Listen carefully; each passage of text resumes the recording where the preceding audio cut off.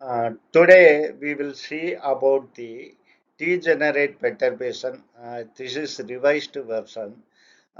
We have seen in the first order perturbation n of 1, that is first order correction for nth energy state is equal to this expectation value of perturbed Hamiltonian in unperturbed energy state, that is psi n 0. With an expansion coefficient ak of 1 is equal to draw psi k 0 h prime get psi n 0 divided by en minus ek. This ek is final energy, en is the initial energy.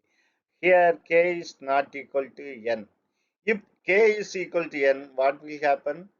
That is same energy level for different state. Then it will be 0 and the expansion coefficient or probability amplitude is infinite. So this will make some problem. Then we will see how to solve this. We have seen in the case of Zeeman effect, the magnetic field will split the spectral line into two. Initially, without any perturbation, this energy level is the same. That is same energy for two different states. If you apply the magnetic field, it will get splitted into two. Then if you release the perturbation, that is if you remove the magnetic field, then it will become again one. So let us say we will see about the twofold degeneracy. Let us take two energy levels, psi a 0 and psi b 0. When H naught unperturbed Hamiltonian act on psi f of 0, you will get the energy level E naught psi A 0, and similarly for P 0. When H naught act on psi P 0, you will get E naught psi P 0. And also, from orthonormal property, uh, you will get the inner product of psi A with psi P is equal to 0. Let us take the total wave function is linear combination of these two. That is wave function of state A and wave function of state B. That is, it's equal to alpha psi A 0 plus beta psi B 0. We know when H naught act on psi 0, you will get E naught psi 0. Now, in the case of non-degenerate perturbation theory, we have seen this is H, that is total Hamiltonian, which is split into two portions. One is unperturbed Hamiltonian, and other one is perturbed Hamiltonian with the lambda parameter, with the multiplication factor lambda. And wave function is uh, written as a linear combination of psi naught plus lambda with lambda parameter. Lambda psi 1 0 plus lambda squared psi 2 0, it will go on. Similarly, in the right hand side, E naught psi naught. So the total energy is E naught plus lambda E1 plus lambda squared E2. It will go up. Similarly, the wave function, which we have written in the left hand side, psi naught lambda psi 1 0 plus lambda squared psi 2 0, it will go like this. Now, you take the first order correction. For first order correction, both side you take only the coefficient of lambda. So, if you multiply H naught with lambda psi 1, you will get lambda. So, you take this H naught psi 1 0, and next if you multiply this lambda h prime and psi naught, you will get lambda. So only two parameter with lambda here. So h prime, this is h prime psi naught. Similarly, in the right hand side, you take E naught, then multiply with this. lambda 1 0. So E naught lambda 1 0. The next case you will get lambda if you multiply this parameter and this one. So that is E1 psi naught. So now we will try to solve this.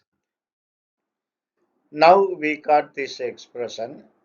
Take an inner product with psi a 0. So first term, bra psi a 0, h naught psi 1 0. Same thing the for second term, psi a 0, h prime psi naught. In the right hand side, E naught psi a 0, psi 1 0. Uh, Plus E1 psi A0 psi naught. Here you can see the H naught is a Hamiltonian. You have to keep it in your mind. H naught will act either on pra vector or get vector. Nothing will change. So here you take H naught to the pra vector. When H naught act on A0, we have seen you will get the energy level E naught. You will get energy level E naught. Then since E naught is a number you can take out, then you will get psi A0, psi A0, inner product of psi A0 with psi 1 0. You can see the both will get cancelled. The first term of right hand side and the first term of left hand side will get cancelled. So now you will get psi A0 H prime psi naught in the left hand side. Similarly, E1 psi A0 psi naught in the right hand side. So we have seen the psi naught is equal to this alpha psi A0 beta psi B0. You replace this get vector by this one. Alpha psi A0 plus beta psi B0. Same thing here. Now you can split both right hand side and left hand side this inner product into two parts. First, you take alpha outside. Then, if you take alpha, you will get psi a 0 h prime, then psi a 0. Then you take beta term. So, beta you take outside, then psi a 0 h prime psi b 0. This psi b. You do the same thing in the right hand side. You take psi a0 and alpha. You take alpha outside, then psi a0, psi a0. You get. Then next term is E1. You take this term beta. Beta outside you take outside. Psi a0, psi b0. So here, left hand side, we don't know what will happen when the H prime act on psi A 0 or psi B 0. So you leave the left hand side as it is. In the right hand side, psi A 0 and psi B 0 are wave function of two different states. Naturally, it will go to 0 in that part. Orthonormal, due to orthonormal property, it will be 0. Then what about this inner product? Psi a 0 with psi a 0 is 1. So left hand side you will get only alpha e1. Sorry, right hand side you will get only alpha e1. Left hand side you keep as it is. Then we will simplify it further. Now we got this expression. Now we are going to simplify. We are going to rewrite this term as WAA because the bra and get vector are psi a 0. And similarly here this term for mathematical simplification only. So this we are going to write as a WAP. That is, this is pra vector is A for particle A and get vector is for particle P, energy state P. So this will be this can be rewritten as alpha WAA plus beta WAP, which is equal to alpha E1. This one. Similarly, if you take inner product with the psi p 0, you will get alpha times WPA plus beta times WPB, which is equal to E1 beta. Now you can write this into matrix form. You can form a matrix. First row, first column, WAA, first row, second column. That is here, P is the column. WAP, this is A row, this is P row. So this is a first, second row of first column. So WPA, WPP. Then you multiply this by a column matrix alpha beta. Same thing in the right hand side. E1 multiplied by the column matrix alpha beta. Then if you multiply this and this, you will get the WAA alpha plus WAP beta, WAP beta is equal to E1 alpha. Same thing is for second row, this one. WPA alpha is plus WPP beta is equal to E1 beta. Now you write down the characteristics matrix and find the determinant. For that, you bring this to the left hand side. Then this matrix will become WAA minus E1, then WAP, then WPP minus E1. This is the characteristic matrix to find the eigenvalue. This usual procedure. Then you multiply this, that is this and this, in order to find the determinant. That is WAA minus E1, WPP minus E2, multiplied by WPP minus E1. Then minus these two. Sorry, 1 minute.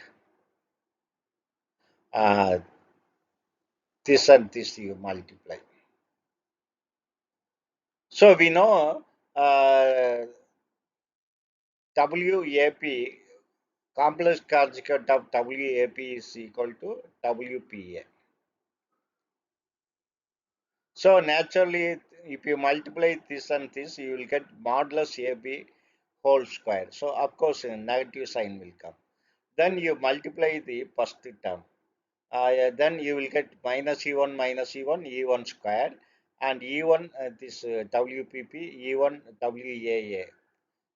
Both minus here, E1 is minus. So you take E1 minus E1 outside, then you will get plus WAA plus WPP, and if you multiply these two,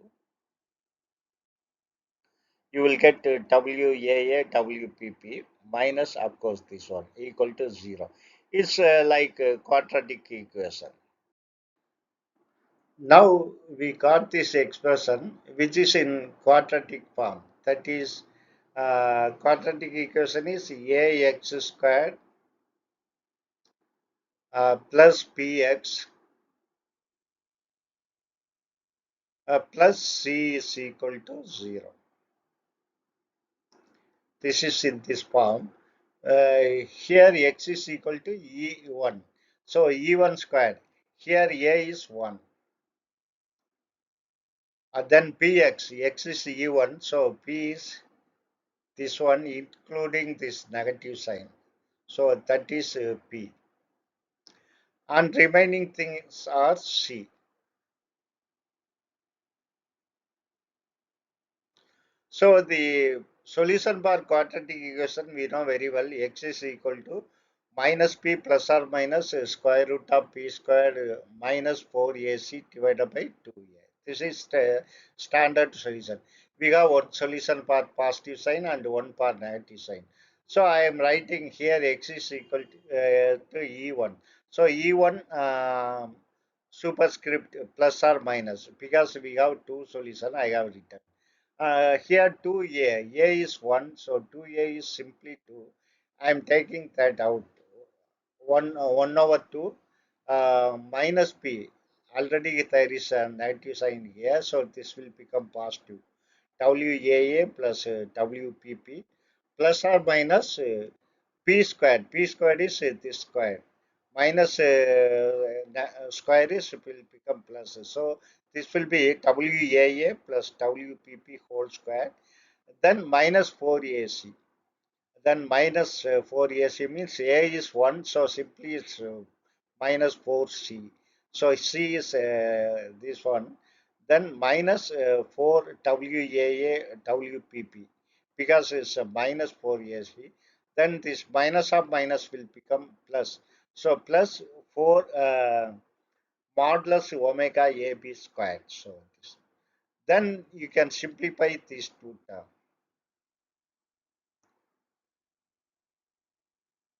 So you know very well that A plus B